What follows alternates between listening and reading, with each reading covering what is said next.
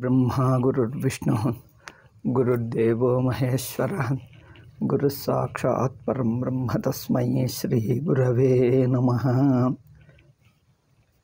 ఈరోజు సోమవారం గనక గీతా భాష్యము తెలుగులో రేపు ఉంటుంది. ಕನ್ನಡలో ವಿನೇವಾళ్ళు ರೇపు ವಿನೊచ్చు. ಕನ್ನಡದಲ್ಲಿ ಕೇಳಬೇಕೆನ್ನುವವರು ನಾಳೆ ಇರ್ತದೆ, ಇವತ್ತಿಲ್ಲ. ಓಂ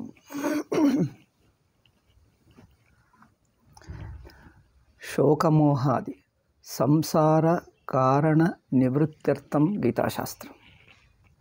ಇದಕ್ಕೆ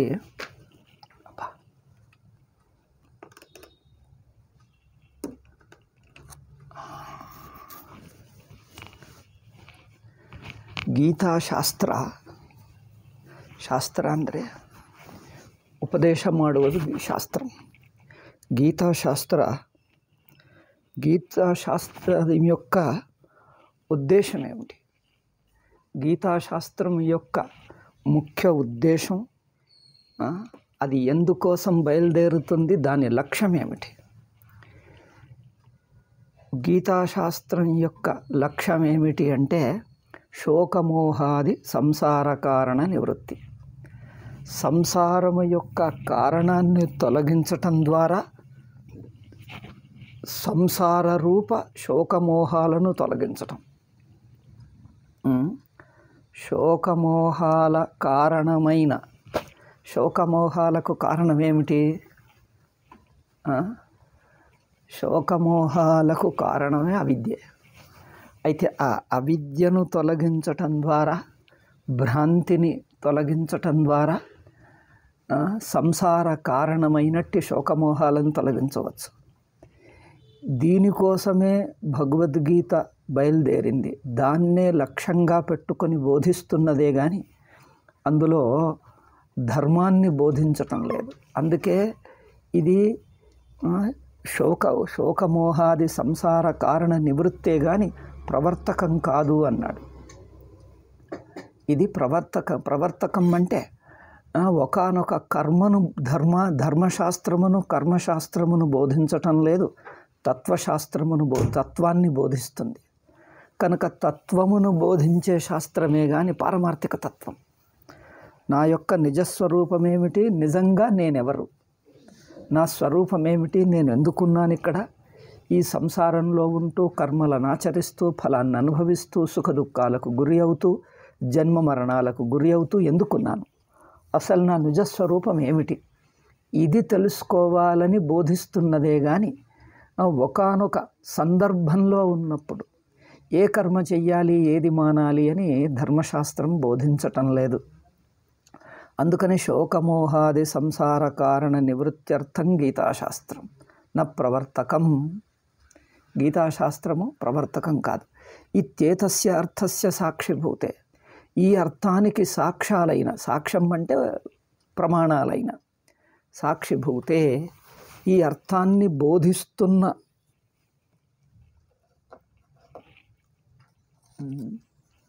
సాక్షిభూతే అంటే ప్రమాణభూతాలైన రెండు వేదమంత్రాలను ఇక్కడ భగవంతుడు శ్రీకృష్ణుడు తెచ్చి చెప్తున్నాడు. ఆనినాయ భగవాన్, ఎత్తుమన్యసే భీష్మాదులు నా వలన మరణిస్తారు, నేనే వాళ్ళని చంపేస్తాను అని నీకు అనిపిస్తుంది కదా, ఆ బుద్ధే తప్పు. అంటే ఇక్కడ చంపటం, చనిపోవటం ఈ రెండు ఊరికే ఉపలక్షణం. చంపటం, చనిపోవటం అనేవి ఒక ఉపలక్షణం మాత్రమే. అంటే వీటి ద్వారా కర్తృత్వమే చెప్తున్నది. చంపటం అనేది ఒక కర్మ, ఒక్క కర్మనే గురించి చెప్పితే, చంపటం అనే కర్మ గురించే చెప్పితే అది కర్మశాస్త్రం అవుతుంది. చంపాలా వద్దా అని చెప్పితే అది ధర్మశాస్త్రం అవుతుంది. ఇక్కడ ఒక్క కర్మనే చంపటమనే ఒక కర్మనే బోధించటం లేదు, దాని గురించే చెప్పటం లేదు, సర్వకర్మలను. అందుకని తాను కర్త, తాను భోక్త, కర్త అంటే తాను కర్మలను ఆచరిస్తే కర్త, భోక్త అంటే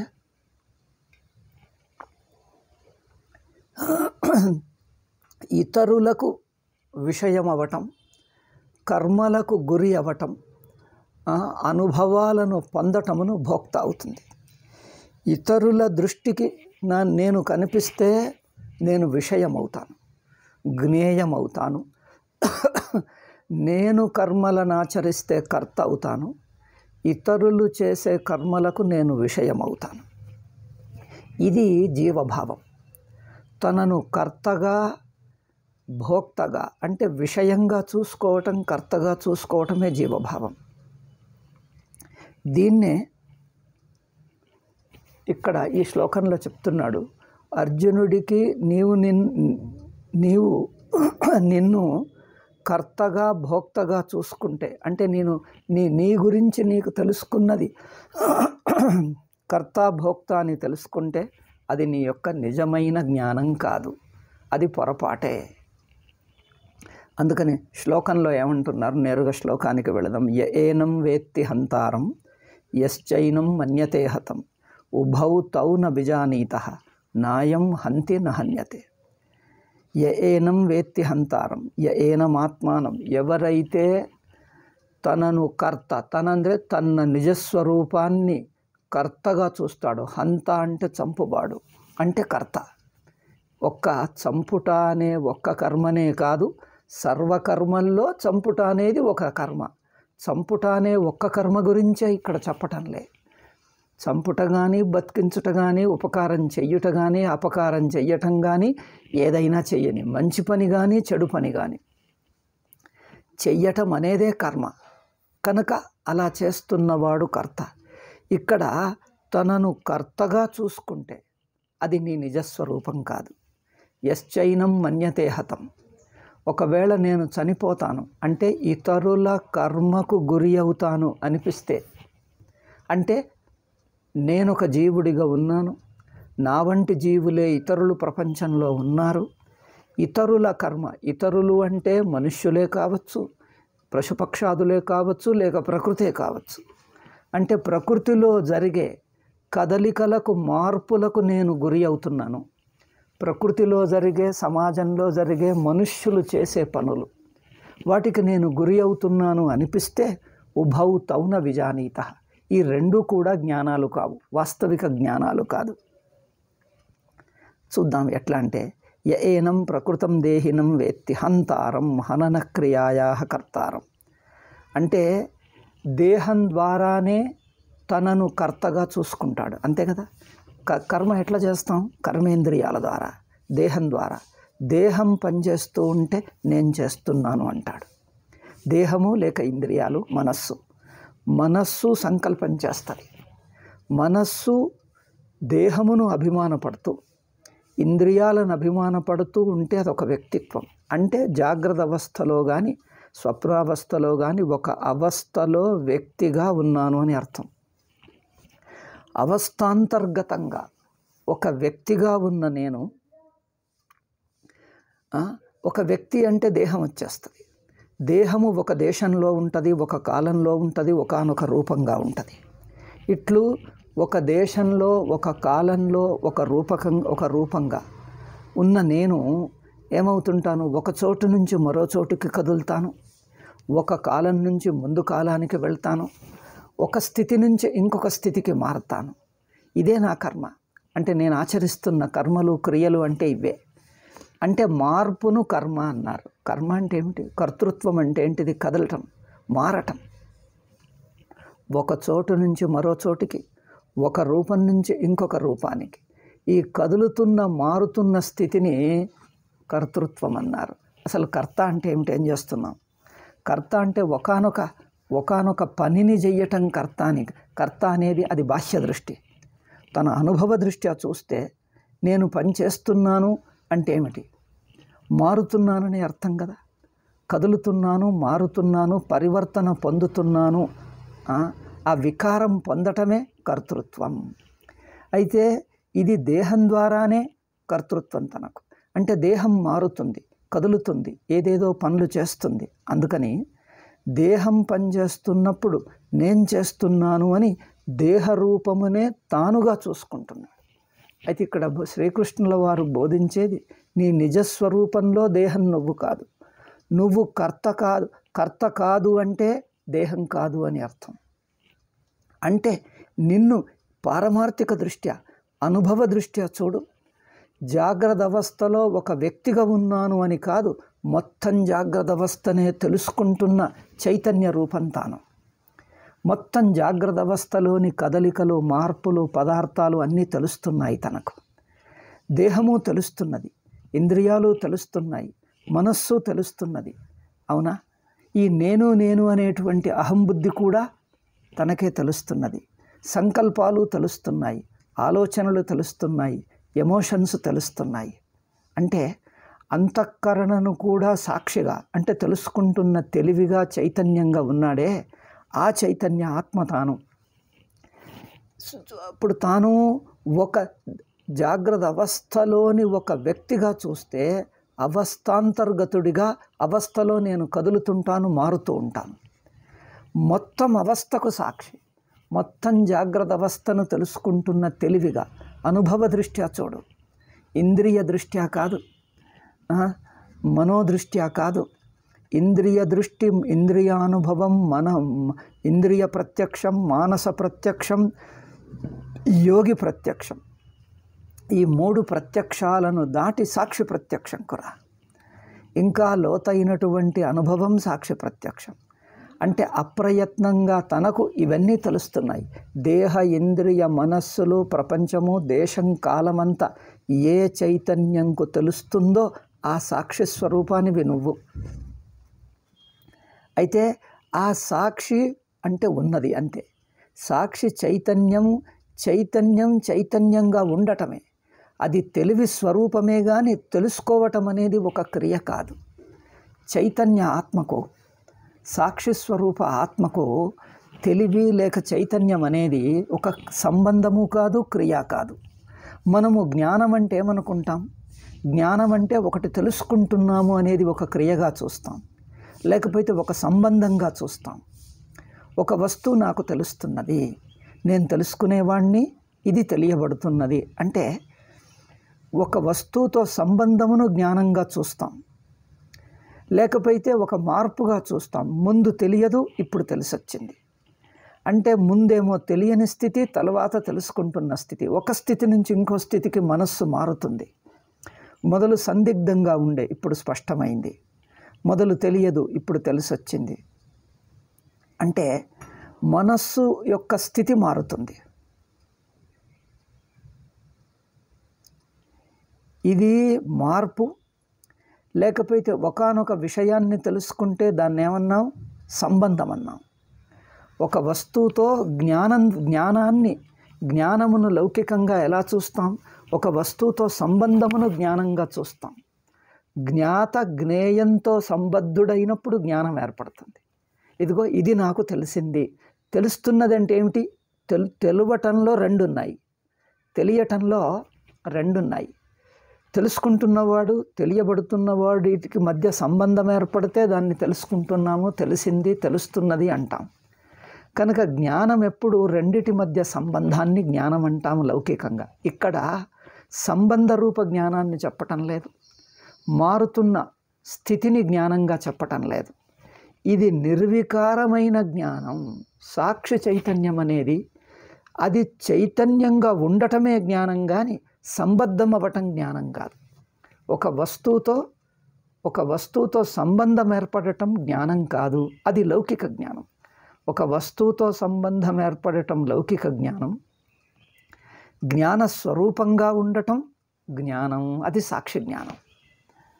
అంటే సూర్యుడు వెలిగిస్తాడు అంటే మనం లౌకికంగా ఏమని తెలుసుకుంటాం? ఒకానొక వస్తువును వెలిగిస్తే అది వెలుగు అంటాం.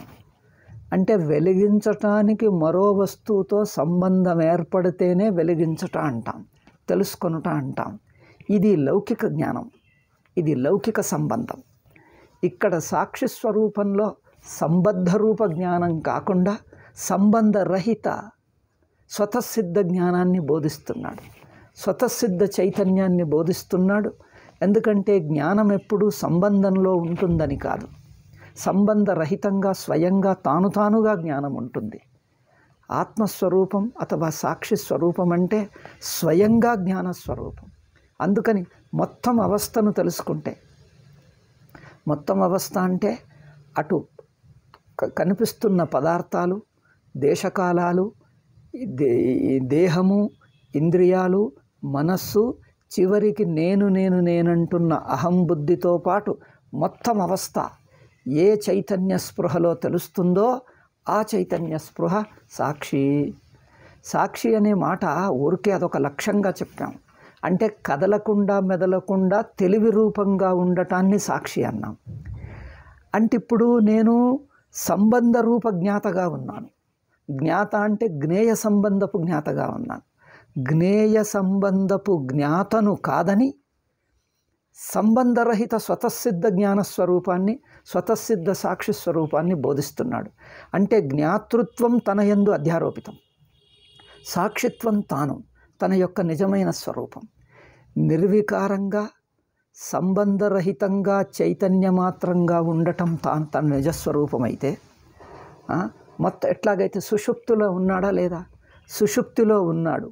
సుషుప్తిలో ఉన్నాడనే కంటే తాను మాత్రం ఉండటాన్ని సుషుప్తి అన్నాం. సుషుప్తిలో ఉన్నాడు అనే కంటే తాను మాత్రం ఉండటాన్ని సుషుప్తి అన్నాం. తాను మాత్రం అంటే అక్కడ రెండవ వస్తువుతో సంబంధం లేదు. తెలుసుకోవటం అంటున్నది ఒకానొక మానసిక స్థితి కాదు. మనకు లౌకికంగా ఒక మానసిక స్థితిని, మనస్సు ఒకానొక స్థితిలో ఉంటే దాన్ని జ్ఞానం అన్నాం. ఆ స్థితి నుంచి జారిపోతే, చెదరిపోతే జ్ఞానం పోయింది. మర్చిపోవటమో, లేక తెలియదో, తప్పుగా తెలుసుకున్నామో, సందేహం ఉన్నదో, ఇటువంటిది మరొక మానసిక స్థితి వచ్చిందంటే జ్ఞానం పోతుంది. లేక జ్ఞానం రాలేదు అంటాం, లేకపోతే వచ్చింది పోయింది అంటాం. అంటే లౌకికంగా జ్ఞానం అంటే మరొక వస్తువుతో సంబంధం, అదొక మానసిక స్థితి. ఇక్కడ చెప్తున్నాడు, నువ్వు నీ నిజస్వరూపంలో నువ్వు జ్ఞానమే, కానీ నువ్వు జ్ఞానంగా. ఎటువంటి జ్ఞానం నువ్వు అంటే సంబంధ రూప జ్ఞానం కాదు, ఒక మానసిక స్థితి రూప జ్ఞానం కాదు. మానసిక స్థితి పొందదగింది. జ్ఞానం అనే మానసిక స్థితి అంటే ఒక వృత్తినే జ్ఞానం అన్నాం. వృత్తినే మానసిక స్థితి. మానసిక స్థితి ಅಂದರೆ మనోవృత్తిని జ్ఞానం అన్నాం. జ్ఞానాన్ని, లౌకిక జ్ఞానాన్ని రెండు రకాలుగా మనం నిర్వచిస్తున్నాం. ఒకటి అన్యవస్తువు సంబంధమును జ్ఞానం అన్నాం, లేక మనస్సులో ఒక వృత్తి కలగటం జ్ఞానం అన్నాం. రెండు రకాలుగా లౌకిక జ్ఞానం. సాక్షి జ్ఞానం ఈ రెండు వదిలేసి ఉంటుంది, అందుకని సాక్షి నిర్వికారం అన్నాం. నిర్వికారం అంటే అదొక మానసిక స్థితి కాదు, పొందిన స్థితి కాదు, అది స్వయం సిద్ధ స్థితి. మనస్సులో కలిగే వృత్తి జ్ఞానమైతే అది పొందిన స్థితి అవుతుంది. మనస్సులో వృత్తి జ్ఞానం పొందిన స్థితి అంటే అది మార్పు అవుతుంది. కొద్దిసేపు ఉంటుంది, పోతుంది. ఏ జ్ఞానము స్థిరంగా ఉండదు, ఏ వృత్తి జ్ఞానం స్థిరంగా ఉండదు, వస్తుంది పోతుంది. మొదలు రానిది తర్వాత వస్తుంది, తర్వాత మర్చిపోతాం, ఇంకో వస్తు జ్ఞానంలో ఉంటాము, ఆ జ్ఞానం పోతుంది. ఇట్లా ఈ మారుతున్న జ్ఞానవృత్తిని మన జ్ఞానము అనుకుంటాం లౌకికంగా. ఇక రెండో వస్తువు సంబంధాన్ని జ్ఞానం అనుకుంటాం. అయితే ఇక్కడ సాక్షి స్వరూపం రెండవ వస్తువు అవసరం లేకుండా, అంటే ఇంకొకటి ఉందా లేదా అనే సంబంధం లేదు, తాను స్వరూపంగా, తెలివి రూపంగా, చైతన్య రూపంగా ఉండటమే జ్ఞానం. ఇది ఎప్పుడు పొందుతాము అంటే మానసిక వృత్తి జ్ఞానమైతే కొత్తగా పొందుతాం. సాక్షి స్వరూప జ్ఞానమైతే కొత్తగా పొందేది కాదు, ఎప్పుడూ ఉంటుంది. అంటే దాని స్వరూపమే. అది జ్ఞానస్వరూపంగా ఉండటమే కానీ పొందటం కాదు. ఇది పొందుతున్న స్థితి కాదు, మళ్ళీ జారిపోయే స్థితి కాదు, స్వయంగా ఉంటున్నది. కనుక సాక్షి రూప చైతన్యం స్వయం సిద్ధం. అంటే నువ్వు నిజస్వరూపంలో స్వయం సిద్ధుడివి. అందుకే సుషుప్తి చూడండి, ఒక ప్రత్యేక అవస్థ కాదది. సుషుప్తిని ప్రత్యేక అవస్థగా జాగ్రత్త అవస్థలో ఉండి వెనక్కు చూస్తే అది ఒక ప్రత్యేక అవస్థ అనిపిస్తుంది. అంటే జాగ్రత్త జ్ఞాతగా ఉండి ఉండి చూస్తే అదేమవుతుంది, ఈ జాగ్రత్త ప్రపంచం లేనట్టి స్థితి అంటాడు. కానీ సుషుప్తి అనుభవంలో ఉన్నప్పటినోడు, సుషుప్తి అనేది జాగ్రత్త జ్ఞాత పొందుతున్న ఒక ప్రత్యేక అవస్థ కాదు. అంటే సుషుప్తిని అవస్థగాను చూడొచ్చు, ఆ అవస్థాత్వమును తొలగించి తురీయంగా బోధిస్తున్నాం. సుషుప్తిని అవస్థగా చూడటం ఒక మెట్టు. జాగ్రత్త అవస్థ నుంచి సుషుప్తికి వెళ్ళి మళ్ళీ జాగ్రత్తకు వస్తాం, ఇట్లా వస్తాం పోతామంటే సుషుప్తి ఒక అవస్థ అవుతుంది. జాగ్రత్త నుంచి పోతాం, అక్కడ ఉంటాం, మళ్ళీ వస్తాం. ఇట్లా అనిపిస్తే అది సుషుప్తి ఒక అవస్థలా చూస్తున్నామని అర్థం. కానీ అవస్థ కాకుండా అవస్థను దాటిన స్వరూపంగా ఇప్పుడు బోధిస్తున్నాం. సుషుప్తి అంటే నువ్వు పోతున్న స్థితి కాదు, ఈ నేను పోతున్న స్థితి, పొందుతున్న స్థితి కాదు. ఈ నేనంటున్నదే వదిలేయగా తానే పోయింది, వదిలేయటం కాదు, తానే పోయింది. అక్కడ చూడండి అనుభవంలో నేను పోతున్నాను అనే జాగ్రత్త వ్యక్తిత్వమే వదిలి ఉన్నట్టిది. అది స్వయం సిద్ధం. అది అంటే జాగ్రత్త వ్యక్తిత్వము, ఇంద్రియాలు, మనస్సు, దేహము, ప్రపంచము లేకుండా ఉండటమే, తాను మాత్రంగా మిగిలి ఉండటాన్ని సుషుప్తి అన్నాం. ఇది స్వరూపం అవుతుంది. ఇది ఈ స్వరూపము, ఇది తురీయమే. నువ్వు ఒక చోటికి వెళ్ళటం లేదు, నువ్వుగా మిగిలి ఉంటున్నావు అంతే, తానుగా. అది ఎట్లా తాను అంటే ఇంకక్కడ రెండవది లేనట్టి తాను. తనకంటే విడిగా ఏదీ లేదు, తనకంటే విడిగా ఏదీ లేనట్టి స్వయం సిద్ధంగా ఉన్నది అది. ఎందుకంటే రెండవదంతా తనలోనే మునిగిపోయింది, రెండవదంతా తనలోనే తుడుచుకుపోయింది, తనలోనే మునిగిపోయింది. తాను మాత్రంగా ఉన్నట్టి అప్రయత్నంగా స్వతసిద్ధమంటే ఏ ప్రయత్నం లేకుండా తానుగా ఉన్నది. అది ఒక వికారం కాదు, అంటే ప్రయత్నించి చేరుకున్న స్థితి కాదు, అది స్వయంగా ఉన్నట్టిది. ప్రయత్నించి చేరుకున్న స్థితి అయితే అది ఒక మానసిక స్థితి అవుతుంది, ఆ మనస్సు మారి పొందిన స్థితి అవుతుంది. అట్లా కాదు, ఇక్కడ మనస్సే లేదు. మనస్సు యొక్క పూర్వపు స్థితి అనంతర స్థితి, మనస్సు యొక్క వెనుకటి స్థితి తరువాత స్థితి అంటే అది మనస్సే అవుతుంది. అంటే వెనక తర్వాత అనటమే లేదు అక్కడ, ముందు వెనకలనేది లేకుండా, అంటే మనస్సే లేదు. మనస్సే లేదు అంటే ముందు అంటున్న ఆ మార్పే లేదు, అంటే ముందు లేదు వెనక్కు లేదు. సుషుప్తి స్వరూపాన్ని చూస్తే దానికి వెనక లేదు ముందు లేదు, అంటే దాన్ని కాలంగా చూడటం లేదు. అది కాలాతీతమైన స్వతసిద్ధ అద్వితీయం. అది కాలాతీతం అంటే అద్వితీయం. అది అద్వితీయం, స్వతసిద్ధం. ఎందుకంటే అది పొందేది కాదు, అది తానుగా ఎప్పుడూ ఉన్నది. కనుక తాను సాక్షిగా చైతన్య రూపంగా ఎప్పుడూ ఉన్నాడు. ఆ సాక్షి ఇంకొక వస్తువును తెలుసుకుంటున్నది కాదు, ఇంకొకటి అనేది కూడా మళ్ళీ సాక్షిలోనే ఉన్నది. ఇంకొక వస్తువు ఎక్కడి నుంచి వస్తుంది? అది సాక్షిలో భాగమే. సాక్షిలోనే ఉంటే మరి సాక్షి ఒక్కడే అనాలి. ఇప్పుడు ప్రపంచం అనేది సాక్షిలో అంతర్భాగమే, సాక్షిలో కలిసిపోయిందే. ఎందుకంటే వెలుగులో కనిపించేదంతా వెలుగులో మునిగిపోయి కనిపిస్తుందా, వెలుగుకు బయట ఉండి కనిపిస్తుందా? చూడండి, ఏ వస్తువైనా వెలుగులో కలిసిపోయి వెలుగులో మునిగిపోయి కనిపిస్తుందా, వెలుగుకు బయట కనిపిస్తుందా? వెలుగుకు బయట ఉంటే వెలుగు వెలిగించలేదు.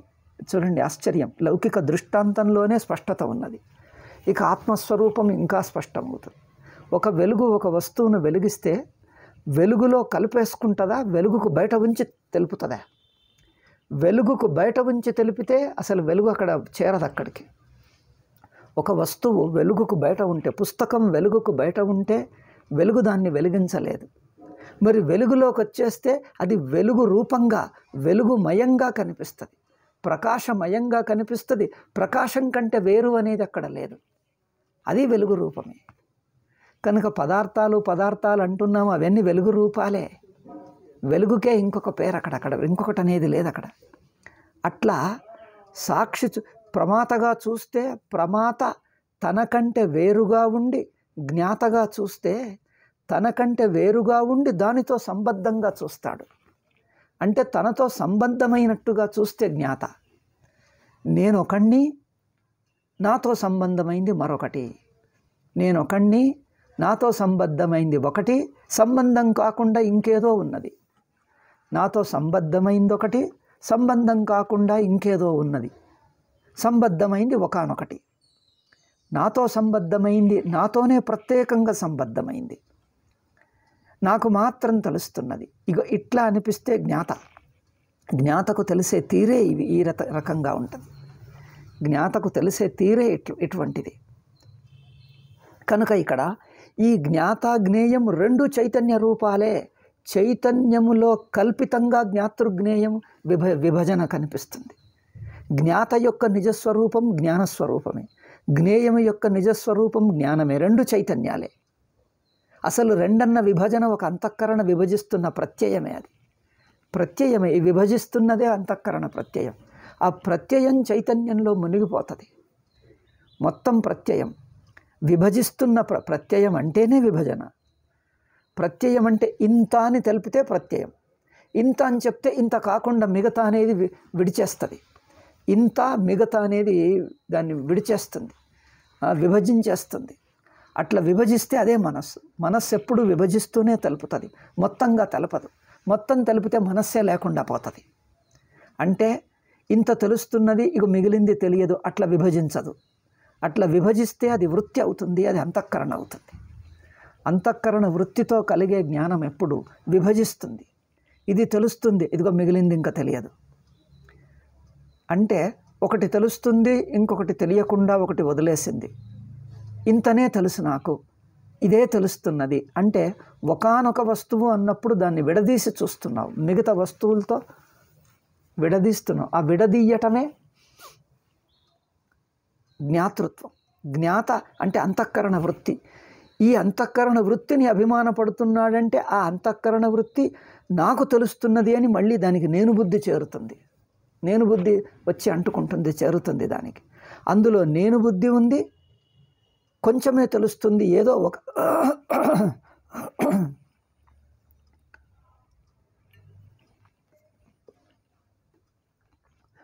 నాకు తెలుస్తుంది, ఒకానొకటి తెలుస్తుంది.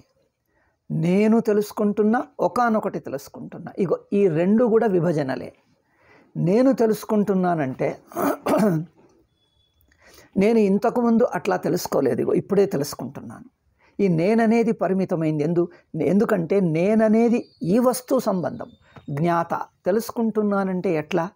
ఈ వస్తువునే తెలుసుకుంటున్నాను అనేసరికి తాను దీన్నే తెలుసుకుంటున్నాను అనేసరికి జ్ఞాత కూడా ఒక వస్తువుకే పరిమితమయ్యాడు. తెలుసుకునేవాడు కూడా సర్వం తెలుసుకుంటే జ్ఞేయము ఇంత జ్ఞేయం ఇంత కాదు అనే విభజన ఉండదు. సాధారణంగా లౌకికంగా వృత్తితో తెలుసుకునేదంతా విభజించే తెలుసుకుంటాం. రెండు రకాల విభజనలు చూడండి. జ్ఞేయంలో ఇది తెలుస్తున్నది, ఇంకా మిగిలింది పక్కకు పెట్టాం. అంటే ఇంత మాత్రమే తెలుసుకుంటున్నాం, ఇంకా తెలియంది వదిలేస్తున్నాం. తెలియంది వదిలేసి తెలుస్తున్నది ఇది అని పట్టుకుంటే తెలుస్తున్న అంశం తెలియని అంశం అని అక్కడ విభజన జరిగింది. ఇది జ్ఞేయంలో జ్ఞేయం అజ్ఞాతం, జ్ఞాతం అజ్ఞాతం అని విభజన జరిగింది. జ్ఞాతం అజ్ఞాతం విభజన అంటే తెలిసింది కొంత, ఇంకా తెలియకుండా వదిలేసిన భాగం కొంత. జ్ఞాన ప్రాసెస్, జ్ఞాన యొక్క పద్ధతి, అంతఃకరణ వృత్తి తెలపటం ఎప్పుడు ఇంత తెలుస్తున్నది, ఇంకా మిగిలింది పక్కన పెట్టాము అని విభజిస్తూనే తెలుపుతుంది అంతఃకరణ వృత్తి. అంతఃకరణ వృత్తి స్వభావమే విభజించటం. అంతఃకరణ స్వభావమే విభజించటం. ఇంత తెలుస్తుంది, మిగిలింది తెలియదు. ఇంతే నాకు తెలుస్తుంది, దీన్ని మాత్రమే. ఇట్లా జ్ఞేయమును విభజించటమే అంతఃకరణ వృత్తి స్వభావం. జ్ఞేయమును విభజిస్తుంది, ఇది తెలుస్తుంది, మిగిలింది ఇంకా తెలియదు.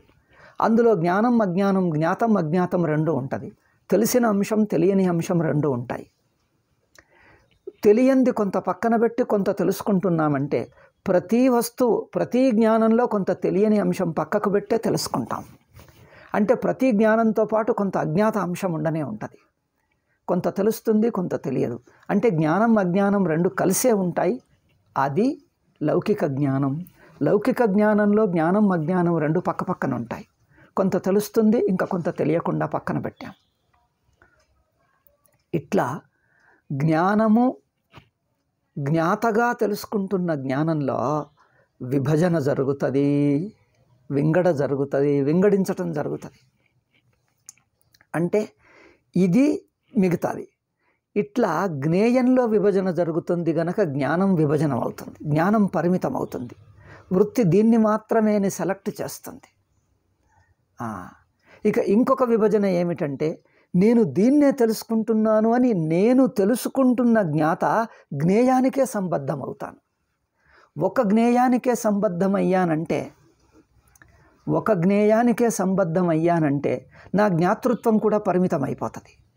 చూడండి, జ్ఞేయమును విభజించటం, జ్ఞేయం అజ్ఞేయం, జ్ఞాతం అజ్ఞాతంగా విభజించటం, అంతఃకరణ వృత్తి ద్వారా తెలుసుకోవటం. అంతఃకరణ వృత్తి యొక్క జ్ఞానం లేకపోతే జ్ఞాతగా తెలుసుకోవటం అనటంలో రెండు విభజనలు ఉన్నాయి. ఒకటి జ్ఞాతం అజ్ఞాతం అనే విభజన, ఇంకొకటి జ్ఞాతను జ్ఞేయంకే పరిమితం చెయ్యటం. ఏది తెలుస్తుందో ఇది మాత్రమే తెలుసుకుంటున్నాను. నేను దేని జ్ఞాత? ఇదిగో ఏది తెలుసుకుంటున్నానో దానికి మాత్రము జ్ఞాత. ఇట్లా జ్ఞాతృత్వాన్ని ఎంత తెలుస్తున్నదో అంతకే కట్టేయటం, ఎంత తెలుసుకుంటున్నామో అంతదానికే కట్టివేయటం జ్ఞాతృత్వమును పరిచ్ఛిన్నం చేస్తుంది. అంటే సాక్షిని పరిచ్ఛిన్నం చేస్తే జ్ఞాతృ అవుతాడు. సాక్షి మొత్తం తెలుసుకుంటుంది, జ్ఞాత ఒకానొక దాన్నే తెలుసుకుంటాడు. జ్ఞాత తెలుసుకునేది ఒకానొకటే, సాక్షి తెలిస్తే మొత్తం. కనుక సాక్షి తెలుసుకోవటంలో విభజన ఉండదు, రెండు రకాల విభజన ఉండదు. ఇది తెలుస్తున్నది ఇంకా తెలియంది కొంత అని రెండు విభజనలు ఉండవు. జ్ఞేయాంశం, జ్ఞాతం ఇంకా అజ్ఞాతం అన్న విభజన ఉండదు సాక్షి తెలుసుకోవటంలో. అంటే మొత్తము ఒకేసారి జ్ఞాతం అయిపోతుంది. కనుక జ్ఞాతగా తెలుసుకుంటే ఇది తెలిసింది ఇంకా తెలియంది, ఇంత తెలుస్తున్నది ఇంకా కొంచెం తెలియంది అనేది విభజన చేసి కొంత పట్టుకొని మిగిలింది వదిలేస్తుంది. కళ్ళు అట్లా ఏ ఇంద్రియమైన, ఇప్పుడు కళ్ళు చూస్తుంటే పుస్తకం మీద దృష్టి పెడితే మిగతా ప్రపంచం అంతా పక్కకు పెడుతుంది.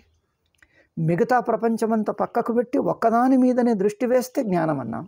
అంతే కదా, కన్ను అంతే, చెవి అంతే, ఏదైనా ఇంద్రియం ఒకదాన్ని తెలుసుకుంటే మిగతా దాన్ని పక్కన పెట్టి ఒక్కదాని మీదనే దృష్టి వేస్తుంది. ఇట్లా ఈ విభజించటమే అంతఃకరణ వృత్తి రూప జ్ఞానం. అంతఃకరణ వృత్తి విభజిస్తుంది, పరిమితమునే తెలుపుతుంది. ఇట్లా తెలుస్తున్నది ఇంకా తెలియంది అని విభజిస్తేనే జ్ఞానం అది. అంటే జ్ఞానం ఎప్పుడు పరిమితమే, విభజనమే. ఇంకా అజ్ఞానం చాలా ఉంటుంది. ఇది అంతఃకరణ వృత్తి యొక్క జ్ఞానం. ఇక జ్ఞాతగా ఎట్లుంటాడు? దీన్నే తెలుసుకుంటూ నేను జ్ఞాతనయ్యాను, దేన్ని తెలుసుకుంటున్నానో దాని యొక్క జ్ఞాతను. అంటే నా జ్ఞాతృత్వం కూడా తెలుస్తున్న అంశానికి ఎంత తెలుస్తుందో దానికే జ్ఞాతనయ్యాను. అంటే పరిమితమైంది. సాక్షి మాత్రం ఇంతే తెలుస్తున్నది ఇంకా ఇంత తెలియదు అనేది అక్కడ విభజన లేదు, మొత్తం తెలుసుకుంటుంది.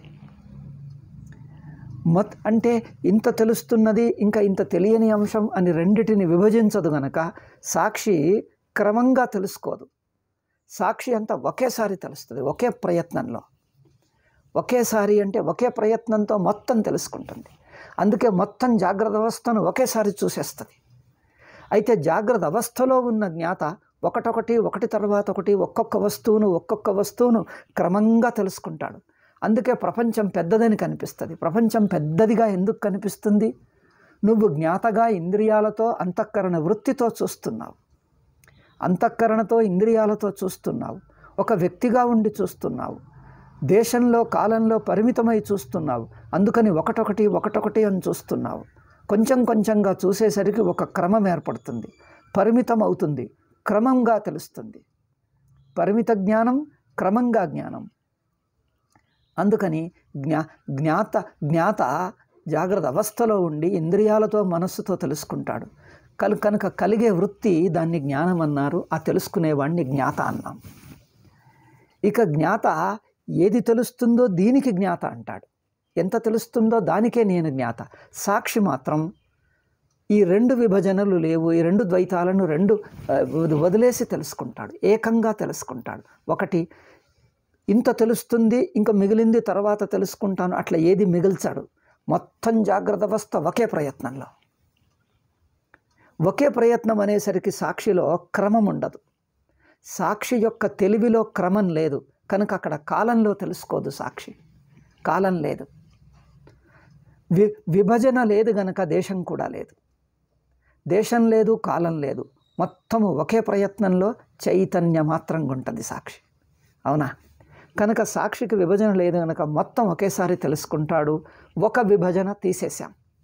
ఇంకొక విభజన జ్ఞాతృజ్ఞేయం అనే ఈ సంబంధ బుద్ధి ఉన్నదే, జ్ఞాతకు తెలుసుకుంటున్న దాంతో జ్ఞేయంతో సంబంధం. సాక్షి జ్ఞేయంతో సంబద్ధమై తెలుసుకోడు. జ్ఞాత అయితే జ్ఞేయంకు కనెక్ట్ అయి తెలుసుకుంటాడు. జ్ఞాత knows by getting connected to given జ్ఞేయం. ఒకానొక జ్ఞేయానికి సంబద్ధుడై జ్ఞాత తెలుసుకుంటాడు. సాక్షి తెలుసుకోవటం మొత్తమును తెలుసుకునేసరికి ఆ మొత్తం తనకంటే విడిగా ఉండదు, తనలో మునిగిపోతుంది. మొత్తం అవస్థను తెలుసుకోబోతే అవస్థ ఎక్కడుంటుంది? అప్పుడు సాక్షిలోకి మునిగిపోతుంది. ఇంకా సాక్షికి విడిగా ఉండదు. అట్లా సాక్షి మొత్తం అవస్థను తెలుసుకోవటంలో రెండు ఉంటాయి. జ్ఞాతృత్వమే వదిలేస్తాడు అని అర్థం. అంటే జ్ఞేయమును జ్ఞేయం అజ్ఞేయం, జ్ఞాతం అజ్ఞాతం అని విభజించడు. ఇంకా జ్ఞాతను దీన్నే తెలుసుకుంటున్నాను అని తనను జ్ఞాతగా పెట్టుకోడు. అంటే తనను ఒకానొక జ్ఞేయంకు సంబద్ధమైన జ్ఞాతగా చూడడు. ఒక జ్ఞేయానికే సంబద్ధమైన జ్ఞాత కాదు, అన్ని జ్ఞేయాలు. అన్ని జ్ఞేయాలంటే ఒకానొక జ్ఞేయం అంటూ మిగలదు. ఏ జ్ఞేయం కంటూ సంబద్ధం లేదు గనక తాను తెలివిగా ఉండటమే సాక్షి. దేన్ని తెలుసుకుంటున్నాను అనేది సాక్షికి ఒక ప్రత్యేక వస్తువు ఉండదు. ఒకదాన్ని తెలుసుకోవటం జ్ఞాత అయితే తెలివిగా ఉండటమే సాక్షి. చూడు, సూర్యుడు వెలిగిస్తున్నాడు అంటే ఎవరిని అంటే సూర్యుడి దృష్టికి ఎవరిని వెలిగిస్తున్నాననే భావం ఉండదు. ఒక దీపం వెలిగిస్తుందంటే ఎవరిని, దేన్ని అని ఉండదు. వెలుగుగా ఉండటమే వెలిగించటం. ఆ వెలుగులో ఒక వస్తువు ఉంటే కనిపిస్తుంది, లేకపోతే ఏది లేదో లేదని తెలుపుతుంది. ఉంటే ఉన్నదని చెప్తుంది, లేకపోతే లేదని తెలుస్తుంది. అంతే. ఉంటే ఉన్నదని, లేకపోతే లేదని. కనుక దేన్ని తెలుసుకోవాలి? అది తెలుసుకునేది ఉన్నట్టిదా లేనట్టిదా అటు చూడదు. అది వెలుగుకు జ్ఞేయ వస్తువు మీద దృష్టి ఉండదు. అందుకని జ్ఞేయం తనకంటే విడిగా ఉండదు. తెలివిగా ఉండటమే, వెలుగుగా ఉండటమే వెలుగు యొక్క స్వభావం. వెలుగుగా ఉండటమే వెలుగు యొక్క స్వభావం. సాక్షి యొక్క తెలివి, సాక్షి యొక్క చైతన్య మాత్రంగా ఉండటమే కానీ ఒక వస్తువుతో కనెక్షన్ కాదు. జ్ఞాత గెట్స్ కనెక్టెడ్ టు జ్ఞేయం, సాక్షి డజంట్ గెట్ కనెక్టెడ్. సాక్షి రిమైన్స్ అందుకే సాక్షిని అసంగహ అన్నాం. చూడండి, అసంగహ అంటే ఏమిటి? ఒకానొక దాన్ని తెలుసుకుంటున్నాను, దీన్నే తెలుసుకుంటున్నానంటే జ్ఞాత. సాక్షి అంటే దేన్ని తెలుసుకుంటున్నానని కాదు, తెలివిగా ఉన్నాను, చైతన్య మాత్రంగానే ఉన్నాను. ఆ చైతన్యంలో వస్తువులు ఉంటే ఉంటాయి, లేకపోతే లేదు, ఉన్నదో లేదో ఆ దృష్టి లేదట. తెలివిగా ఉండటమే ముఖ్యం, చైతన్య మాత్రంగా ఉండటమే. అట్లా ఇక్కడ ఏమంటున్నాడు? నీ స్వరూపంలో నువ్వు కర్త కాదయ్యా, అకర్త నువ్వు, అంటే నిర్వికారం నువ్వు అంటున్నాడు. ఏనం వేత్తి హంతారం యశ్చైనం మన్యతే హతం. నువ్వు కర్త అనుకుంటే ఇది జ్ఞాత కానీ, భోక్త కానీ, కర్త కానీ మూడింటికి ఇదే వర్తింపజేయచ్చు. నేను ఇంతసేపు జ్ఞాతృత్వం తీసుకొని విశ్లేషించాను, వివేకం చేశాను. దీన్నే భోక్తృత్వానికి వర్తింపజేయచ్చు. అన్నీ నేనే చెప్పాలా? మీరు హోంవర్క్ చేసుకోండి, మననం చెయ్యండి. నేను ఇంతసేపు జ్ఞాతృత్వములో ఏం దోషమున్నది, సాక్షికి జ్ఞాతకు ఏం తేడా, జ్ఞాతృత్వమును వదిలి సాక్షి అవుతాడు. జ్ఞాతృత్వం తన యందు అధ్యారోపితం, సాక్షి స్వతసిద్ధం. సాక్షి తానుగా ఉన్నది, తప్పుగా చూస్తే జ్ఞాతగా అనిపిస్తుంది, పొరపాటుగా చూస్తే జ్ఞాత అనిపిస్తుంది. స్వయంగా ఉన్నది, స్వతసిద్ధంగా ఉన్నది సాక్షి. ఇట్లు సాక్షిని జ్ఞాతగా చూడటంలో ఉన్న భ్రాంతి ఏమిటి? ఆ భ్రాంతిని వదిలించి సాక్షిగా ఉన్నానని గుర్తుపట్టడం ఎట్లా అనేది రెండు అధ్యారోపణ చూపించాం, మళ్ళీ అపవాదం చెయ్యటము చూపించాం. అంటే ఆ జ్ఞాతృత్వము ఒకదానికి సంబద్ధమయ్యామనేది లేదు, అది సాక్షి. ఇక్కడ అపవాదం చేశాం. ఇది తెలుస్తుంది, ఇది తెలియదు అనేది విభజన లేకుండా తెలుసుకుంటుంది అనటంలో అపవాదం చేశాం. అవునా? జ్ఞాతృత్వమును, సాక్షిని ప్రపంచ సంబద్ధంగా జ్ఞాతృత్వంగా చూపాం, అది అధ్యారోపమైంది. జ్ఞాతృత్వం వదిలించి సాక్షి మాత్రంగా చూపిస్తే అపవాదం చేశాం. ఇది జ్ఞాతృత్వం అధ్యారోపం అంటే అంతఃకరణ వృత్తి రూపం అధ్యారోపం, అంతఃకరణ రహితంగా స్వప్రకాశంగా ఉండేది సాక్షి అన్నాం. ఇది జ్ఞాతృత్వమును వివేకం చేసి జ్ఞాతృత్వరహితమైన సాక్షిని తెలుసుకున్నాం. అట్లాగే మీరు దీన్ని భోక్తృత్వానికి కర్తృత్వానికి అన్వయించండి. కర్త అంటే ఏమిటి? అది వృత్తే. అంతఃకరణ వృత్తిలో రెండు ఉంటాయి. ఎట్లాగైతే జ్ఞాత జ్ఞేయంకు సంబద్ధమవుతాడు, జ్ఞేయమును విడదీస్తాడు, కర్మ అట్లాగే చేస్తుంది. కర్మ అంటే ఏంటిది? ఒకదాన్ని చెయ్యటం, ఇంకా ఎన్నో కర్మలు చెయ్యడు, ఏదన్నా ఒకానొక కర్మనే చేస్తాడు. అవునా? ఒకానొక కర్మనే చేస్తాడు. అంటే కర్మేంద్రియాలు ఒకానొక స్థితిలో ఉంటాయి. అంతఃకరణ వృత్తి కూడా అంటే అంతఃకరణ వృత్తి ఒకానొక స్థితిలో ఉంటుంది. పూర్వం ఒక స్థితి, ఇప్పుడు ఒక స్థితి, యాక్టివ్ స్థితి. ఇట్లా పూర్వస్థితి నుంచి తర్వాత స్థితికి మారటమును క్రియ అన్నాం. ఇక కర్త ఏం చేస్తాడు? ఆ అంతఃకరణ స్థితికి కనెక్ట్ అవుతాడు, అంతఃకరణ స్థితికి సంబద్ధుడవుతాడు, అది కర్త అవుతాడు. అంతఃకరణ మారుతుంది, కర్తృత్వం ఏమో దాన్ని తాదాత్మ్యం పొందుతుంది. అంతఃకరణ మారితే క్రియ అన్నా, అదేమో వికారం అన్నాం. వికారానికి తాదాత్మ్యం పొందితే కర్తృత్వం అన్నాం. అవునా? అయితే ఇప్పుడు సాక్షి అంటే ఏమిటి? సాక్షి అంటే నిర్వికారుడు. సాక్షి మారడు. సాక్షికి పూర్వస్థితి అనంతర స్థితి అంటూ లేదు. నేను దీన్ని మాత్రమే చేస్తున్నాను అని లేదు అక్కడ. ఈ కర్మనే చేస్తున్నాను అనేది లేదు అక్కడ. కనుక తాను కర్త కాడు అంటే అంతఃకరణ స్థితికి, మారుతున్న స్థితికి సంబద్ధం లేకుండా ఎప్పుడూ ఒకే రూపంగా ఉంటాడు. అంటే నిర్వికారత్వమే సాక్షిత్వం. అక్కడనేమో చైతన్య మాత్రం సాక్షిత్వం అన్నాము. జ్ఞాతృత్వమును అపవాదం చేసి సాక్షిని తెలుసుకుంటే అక్కడేమన్నాము? చైతన్య మాత్రం సాక్షి అన్నాం. జ్ఞాతృత్వమేమో చైతన్యంలో, జ్ఞానంలో వికారం జ్ఞాతృత్వం. వికారమును వదిలి జ్ఞానమాత్రంగా ఉండటం, చైతన్య మాత్రంగా ఉండటం సాక్షి అన్నాం. నిర్వికార చైతన్యం.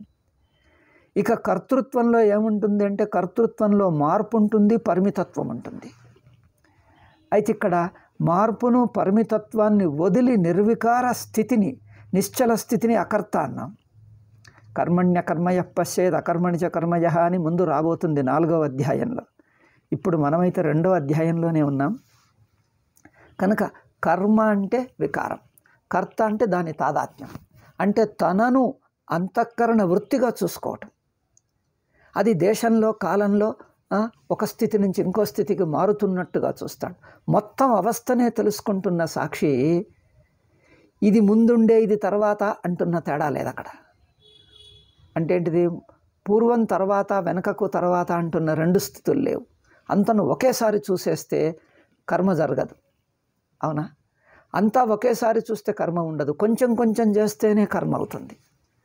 ఎందుకంటే మార్పు ఉంటుంది, క్రమం ఉంటుంది. క్రమము మార్పు ఉంటేనే కర్త అన్నాం. క్రమము మార్పు లేదంతా ఒకేసారి. ఇంకొకటి, నేను దీన్ని మాత్రం చేస్తున్నాను అంటే కర్త. ఈ క్రియకు మాత్రం సంబద్ధమైతే కర్త. ఇక్కడ సాక్షి దేనికి సంబంధం లేకుండా తాను ఉండటమే సాక్షి. కర్తృత్వం వదిలి ఉనికి మాత్రంగా ఉంటాడంతే. ఉనికి మాత్రంగా ఉంటుంది. అనంత ఉనికి, అఖండ ఉనికి, ఉండటమే ఉండటం, స్వతసిద్ధ ఉనికి, అప్రయత్నంగా ఉంటాడు. అంటే ఎఫర్ట్లెస్నెస్. అది ప్రయత్నం వదిలితే వచ్చింది కాదు. అది ప్రయత్నం వదలటము రెండూ లేవు. చూడండి, ప్రయత్నం ఆపేయటం కాదు అక్కడ. ప్రయత్నాన్ని స్తంభింపజేయటం, ఆపేయటం. ప్రయత్నం చేస్తే కర్మ, ప్రయత్నం ఆపేస్తే అకర్మ అనుకుంటాం. కానీ ఇక్కడ తాను అకర్త. ప్రయత్నము లేదు, ఆపేయటము లేదు, రెండూ లేవు. అంటే తాను కొద్దిసేపు చేసి కొద్దిసేపు ఆపేశాడు అని కాదు అక్కడ. చెయ్యటము ఆపేయటము రెండూ లేదు. తానుగానే ఉన్నాడు. తాను మొదటి నుంచి ఉన్నాడు, ఇట్లాగే ఉన్నాడు. తానంటే వ్యక్తి కాదు, అఖండం, అనంతం. ఇట్లా కర్తృత్వరహితం, అకర్త. అందుకని ఏనం వేత్తి హంతారం. తనను కర్తగా ఎవరు చూసుకుంటారో అంటే అంతఃకరణ వృత్తిగా, ఒక స్థితి నుంచి ఇంకొక స్థితికి మారుతున్నవాడిగా, పరిమితుడిగా చూస్తే కర్త. అకర్త అంటే ఏమిటి? పరిమితుడు కాదు, మార్పు కాదు. పరిమితుడు కాదు, వికారము కాదు. నిర్వికార ఉనికి, నిర్వికార అప్రయత్న స్వతసిద్ధ ఉనికి. మార్పు అంటే ఒక స్థితి నుంచి ఇంకొక స్థితిని పొందిన స్థితి. ఇది పొందిన స్థితి కాదు, ఇది స్వయంగా ఉన్నట్టిది. ఇది పొందింది కాదు, ఇది జారేది కాదు. కొత్తగా పొందింది జారుతుంది, పొందుతాం, అది మళ్ళీ కోల్పోతాం. పొందింది కోల్పోగలం, కానీ పొందింది కాదు, అది స్వయంగా ఉన్నది. కొత్తగా వచ్చింది కాదు, అది తొలగిపోయేది కాదు, జారిపోయేది కాదు. అట్లా ఉండే స్వయం సిద్ధ ఉనికి. కనుక తనలో మార్పు అంతఃకరణ ద్వారానే మార్పు చూస్తున్నాడు. అంటే అవస్థలోని ఒక వ్యక్తిగా చూస్తే కర్త, మొత్తం అవస్థను చూస్తే తాను ఎక్కడికి పోడు. పోవాల్సిన చోటల్లా తానే అయిపోయాడు. ఎక్కడికి పోవాలో ఆ చోటు తానే, వదిలేసిన చోటు తానే, పోయే చోటు తానే, రెండూ తాను ఒకేసారి అయిపోయాడు. అంటే కిందటి స్థితి, తర్వాత స్థితి, పూర్వపు స్థితి, అనంతర స్థితి రెండూ తానే ఒకేసారి అయ్యాడు. కనుక క్రమం ఉంటుంది క్రమలో పరిమితత్వం ఉంటుంది, క్రమం ఉంటుంది. సాక్షిలో పరిమితత్వం లేదు, క్రమం లేదు, కనుక వికారం లేదు, స్వయంగా ఉంది. ఇట్లా సాక్షి స్వయం సిద్ధం. అందుకని ఉభౌతౌన విజానీత. ఎవరైతే నేను కర్మ చేస్తున్నానంటాడో ఇంకొకటి కర్మకు నేను విషయం అవుతున్నాను. యశ్చైనం మన్యతే హతం అంటే ఇంకొకరి కర్మకు నేను విషయం అవుతున్నాను. అంటే ఇంకొకరి ఇంద్రియాలకు నేను విషయం అవుతాను, జ్ఞానేంద్రియాలకు విషయం అవుతాను, కర్మేంద్రియాలకు విషయం అవుతాను, లేక ప్రకృతి యొక్క మార్పుకు గురి అవుతాను. ఎట్లా తీసుకున్నా అది విషయం అవ్వటమే. మరొక జ్ఞాత ఉన్నాడు, నేను జ్ఞేయం అంటే ఇంకొకరు నన్ను చూస్తున్నారు, ఇంకొకరు నా గురించి మాట్లాడుతున్నారు, నేను అట్లా ఇట్లా అని నా గురించి కామెంట్ చేస్తున్నారు, నా గురించి విమర్శిస్తున్నారు, అంటే నేను ఇతరులకు విషయం అవుతున్నాను. ఇతరులు నా గురించి తెలుసుకోవచ్చు, మాట్లాడవచ్చు, విమర్శించవచ్చు, అంటే ఇతరులకు నేను విషయం అవుతున్నాను. అవునా? ఇతరుల జ్ఞానానికి విషయం అవుతున్నానంటే తన యందు జ్ఞేయత్వం అధ్యారోపితం. ఇతరులను జ్ఞాత, నేను జ్ఞేయం అయిపోయాను. ఇతరులు నన్నేదో అంటున్నారు, మంచి పని, చెడు పని, అన్యాయం, కష్టాలు, సుఖాలు, నాకు ఉపకారం, అపకారం రెండు చేస్తున్నారంటే ఇతరుల కర్మకు నేను విషయం అవుతున్నాను, ఇతరుల క్రియకు నేను కర్మ అవుతున్నాను. ఇతరుల కర్మకు అంటే ఒకళ్ళు నన్ను ఉపకారం చేయొచ్చు, అపకారం చేయొచ్చు. చేస్తున్న దానికి సుఖానికి దుఃఖానికి గురి అవుతున్నాను అంటే ఏమవుతుంది? ఇది భోక్తృత్వం. ఇక్కడ ఏమంటున్నాడు? యశ్చైనం మన్యతే హతం. ఎవరైతే నేను కర్మలకు జ్ఞానానికి విషయమవుతున్నాడని తెలుసుకుంటాడో అది అజ్ఞానమే. అజ్ఞానమే అంటే అది ఒక భ్రాంతి, అది పొరపాటు. అది పొరపాటే కానీ అది నిజం కాదు. కనుక నిజస్వరూపంలో నువ్వు ఒకడికి విషయం కాదు. నీ సుషుప్తి స్వరూపంలో నువ్వు ఇంకొకళ్ళు నన్ను చూస్తున్నారు అనిపిస్తుందా? సుషుప్తి స్వరూపంలో సంబడి సీయింగ్ మీ అని అనిపిస్తుందా? ఇంకొకళ్ళు నన్ను చూస్తున్నారు, దూసరా కోయి ముజే దేఖ్ రహా హై और किसी का मैं దృష్టి మే పడ గయా అని అనిపిస్తుందా? ఏదో కొంచెం హిందీలో ప్రవచనం చెప్పుదామని అనుకుంటున్నాను, అందుకని హిందీ వస్తుంది మధ్యలో. కొన్ని హిందీ పాఠాలు చెప్పుదామని అనుకుంటున్నాను. ఇంగ్లీష్ మానేద్దాం, ఇంగ్లీష్ ఎక్కువైపోతుంది, విదేశీ బుద్ధి ఎక్కువైపోతుంది, హిందీలో చెప్పుదామని ఉంది. అయితే ఇంకా మనందరికీ, మన వాళ్ళకి హిందీ సులువుగా వస్తుంది, అర్థమవుతుంది, కనీసం మాట్లాడలేకున్నా. ఇంకొకటి దృష్టిలో పడుతున్నాను, దూసరోं के దృష్టి మే मैं పड़ रहा हूँ, दूसरों को दिखाई दे रहा हूँ, ఇతరులకు నేను కనిపిస్తున్నాను. ఇతరులు నా గురించి మాట్లాడతారు, విమర్శిస్తారు, అంటే ఇతరులకు విషయం అవుతున్నానంటే ఎవరు? దేహమే. దేహమే ఇతరుల ఇంద్రియానికి వేద్యం అవుతుంది. ఇతరుల ఇంద్రియానికి విషయం దేహం అవుతుంది, ఇంద్రియాలు అవుతాయి, మనస్సు అవుతుంది. అంటే నా ఆలోచనలు ఇట్లా కావచ్చు అని వాళ్ళు ఊహించుకోవచ్చు. నేను చైతన్యంగా నిర్వికార సాక్షిగా ఉంటే నేను ఇతరులకు విషయం కాను. ఎందుకంటే రెండవ వ్యక్తి లేడు నాకు. అవస్థలో ఉన్న జీవుడు ఇతరుల జీవులను చూస్తాడు. మొత్తం అవస్థకు సాక్షి అయితే సాక్షిని అవస్థ చూడదు, అవస్థలోని జీవులు చూడరు. అవస్థలోని జీవులు సాక్షిని చూడరు, సాక్షి అవస్థను వెలిగిస్తాడు. అట్లా నేను ఇతరులకు విషయం కాను, కర్తను కాను. అంటే నేను అవస్థలోని వ్యక్తుల స్థాయిలో ఉండను. వ్యక్తులందరూ నాయందు కల్పితాలు, నేను స్వతంత్రంగా నేను దానికి సాక్షిగా స్వతసిద్ధంగా ఆధారంగా ఉన్నాను. ఇట్లా ఎవరైతే మొత్తం అవస్థకు ఆధారం తాను, అవస్థాంతర్గత ఒక వ్యక్తిని కాదు తాను అని ఎవరైతే తెలుసుకుంటారో అది జ్ఞానం. కానీ నేను వ్యక్తిని అనుకుంటే నవిజానాతి, యశ్చైనం మన్యతే హతం అది కూడా న విజానాతి ఉభౌ తౌ న విజానీతః. నేను కర్తను లేక ఇతరులకు విషయంను, నేను జ్ఞాతను లేక ఇతరుల జ్ఞానానికి విషయాన్ని, ఈ రెండు కూడా అజ్ఞానాలే. ఎందుకు? ఆత్మ యొక్క నిజస్వరూపంలో నాయం హంతి న హన్యతే. అది కర్త కాదు, కర్మ కాదు, జ్ఞాత కాదు, జ్ఞేయం కాదు, జ్ఞాతృత్వ జ్ఞేయత్వం అనే వృత్తి విషయం కాదు అని అర్థం. జ్ఞాతృత్వం వృత్తి విషయమే, జ్ఞేయము వృత్తి విషయమే. జ్ఞేయం ఏం చేస్తుంది? ఇది తెలుస్తున్నది ఇది కాదు అని విభజిస్తుంది. జ్ఞాత ఏం చేస్తాడు? వృత్తికి తాదాత్మ్యం పొందుతాడు. ఇట్లా రెండూ లేవు. జ్ఞాతృత్వం లేదు, జ్ఞేయత్వం లేదు, కర్తృత్వం లేదు, కర్మ లేదు, భోక్తృత్వం లేదు, భోగ్యత్వం లేదు. నేను భోక్తను కాదంటే సుఖదుఖాలకు నేను గురి అవటంలే. సుఖదుఖాలు అంతఃకరణ వృత్తులే, ఆ వృత్తికి నేను గురి కావటంలే. నేను నిశ్చలంగా ఎప్పుడూ ఆనందంగా ఒకే రీతిగా ఉన్నాను. ఇట్లా నాయం హంతి న హన్యతే. నేను కర్త కాదు అంటే నేను కర్త కాదు, కర్మ కాదు, భోక్త కాదు, భోగ్యం కాదు, జ్ఞాతృ కాదు, జ్ఞేయం కాదు. అంటే నాయం హంతి న హన్యతే అంటే ఏంటిది? కర్తృభోక్తృ కానట్టి స్వతసిద్ధం ఆత్మ తాను. తాను అనేది ఉన్నది ఇక్కడ. తనను పట్టుకొని తనలోని కర్తృత్వం కర్మత్వం నిషేధం చేస్తున్నాడు, అపవాదం చేస్తున్నాడు. జ్ఞాతృత్వం జ్ఞేయత్వం అపవాదం చేసి తనను మిగులుస్తున్నాడు. స్వతసిద్ధం తాను. కనుక ఏనం వేత్తి హంతారం, ఏనం అని మాట అన్నాడే. ఏనం అంటే తనను, ఏనం అంటే దీనిని అని అక్షరార్థం. ఇక్కడ తనను, తాను ఉన్నాడు. ఆ ఉన్న తనలోంచి అనాత్మత్వమును నిషేధిస్తే, అపవాదం చేస్తే మిగిలేది స్వతసిద్ధం తాను. నాయం హంతి న హన్యతే. అయం, అయం అంటే ఆత్మ. అయం ఆత్మ న హంతి న హన్యతే. జ్ఞాత జ్ఞేయం కాకుండా తాను. అయం మీకు ఎట్లున్నాడు? జ్ఞాత కాదు, జ్ఞేయం కాదు, అంతే, తానే తాను, స్వతసిద్ధం. ఇది చెప్పాడు.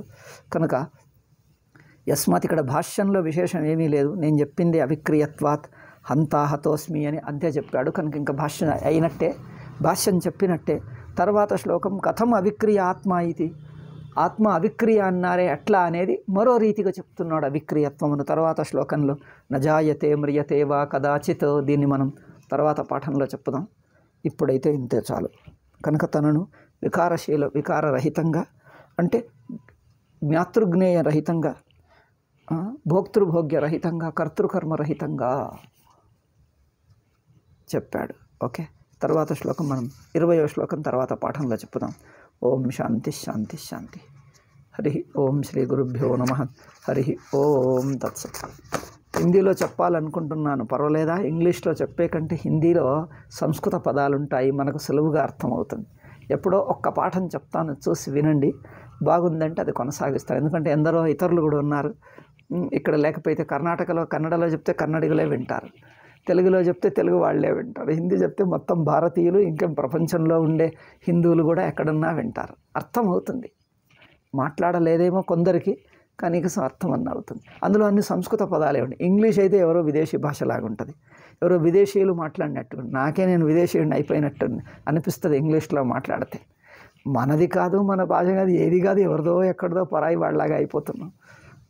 ఆ పరాయి వాళ్ళే మన జ్ఞానాలన్నీ దోచేస్తున్నారు, మనల్ని బానిసలుగా పట్టేస్తున్నారు. అందుకని మన జ్ఞానాలన్నీ ఎక్స్పోర్ట్ చేయటం మానాలి. మన వాళ్లకు జ్ఞానం ఉండాలి అంటే మన భాషలో మాట్లాడితేనే మేలు అనిపిస్తుంది. ఎప్పటి నుంచో ఉంది అది, ఈ మధ్య అనిపిస్తుంది గట్టిగా.